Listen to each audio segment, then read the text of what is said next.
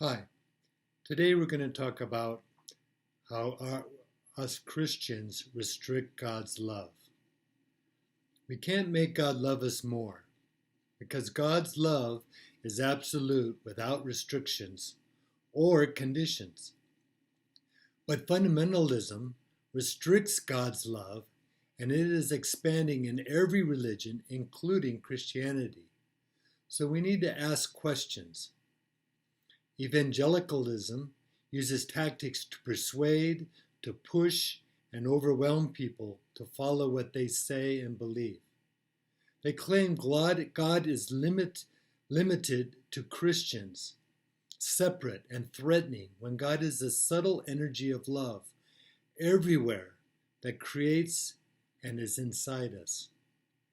Fundamentalists refuse to listen, to dive into the Spirit and into the living Bible of love, as they are fanatical about literalism and exclusion. They see the church as a scheme to vent their authoritarian nature, but they don't make us happy because happiness comes from us, not to us. In the beginning, Christians lived with Jesus, the living, loving Christ, and when he was crucified, the church became a way of life. Then, when it became established, it became an enterprise to make money and gain political power for the leaders as they manipulate and block our spirit and imagination.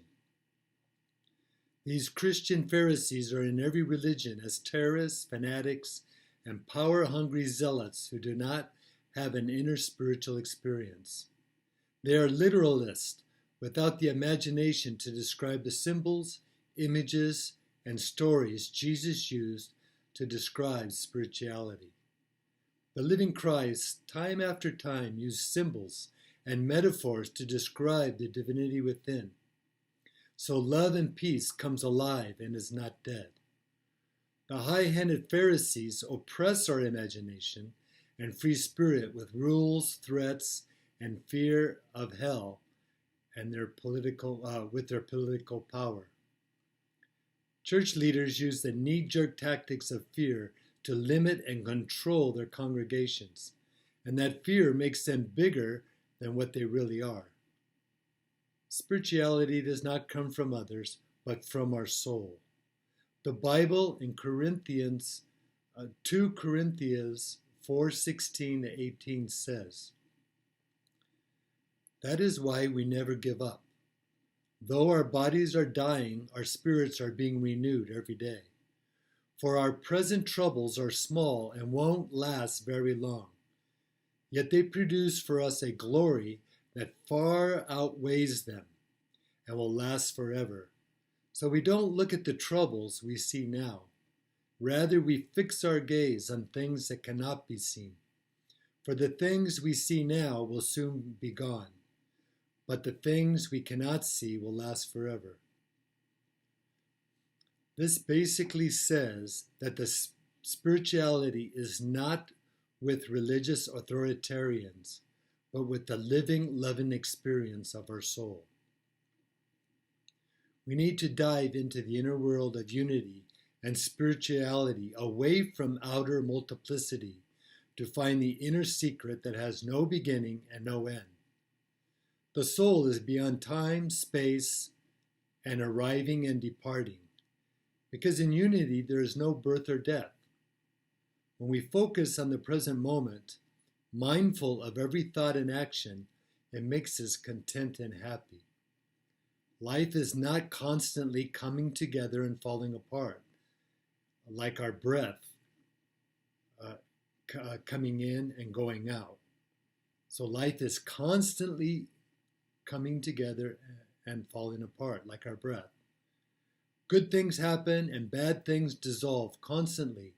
So being mindful does not stop our movement, but helps us to live in peace while being active.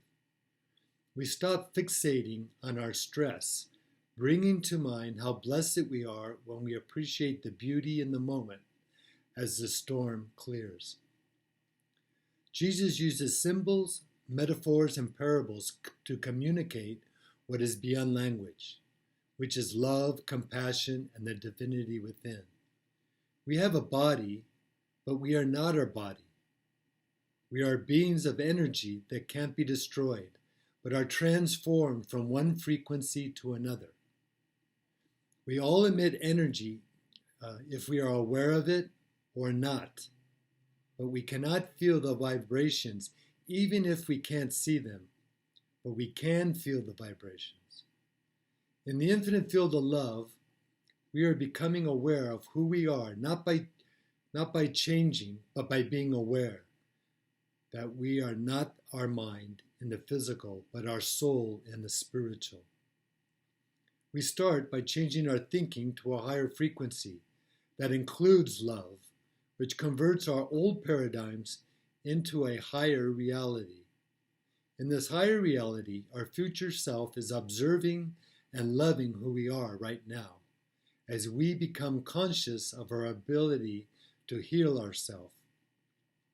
It is in our soul where we do not judge ourselves, but where we find our truth, the love vibration that makes us dance.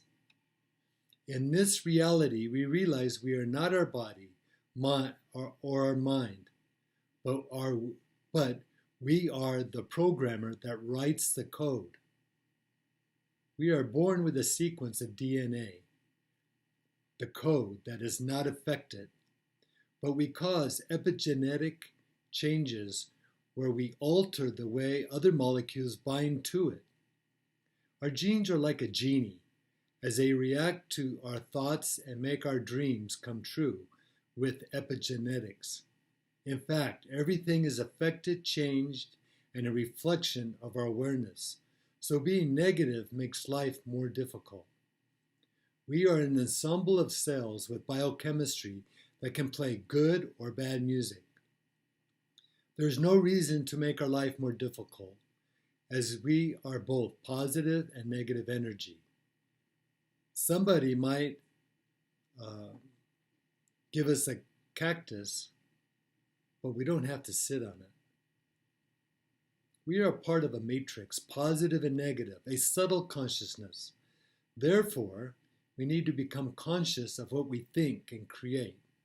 We can experience being in the universe and the universe being in us as everything weaves in and out like music in one infinite consciousness. Life is not intruding or interrupting what we are doing because life just responds to what we think and do in different situations.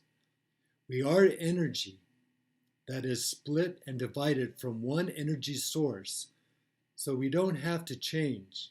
We just need to wake up and become aware of the source. Our energy is focused on our separation, which annoys us, so the matrix responds with the experience of being upset. That is why every person sees things differently, because we don't see things in our mind as they are, but we see them how we think they are. Each one of us is a song, good or bad, that is streaming from one consciousness as we improvise with the vibrations to materialize and create our own separate reality.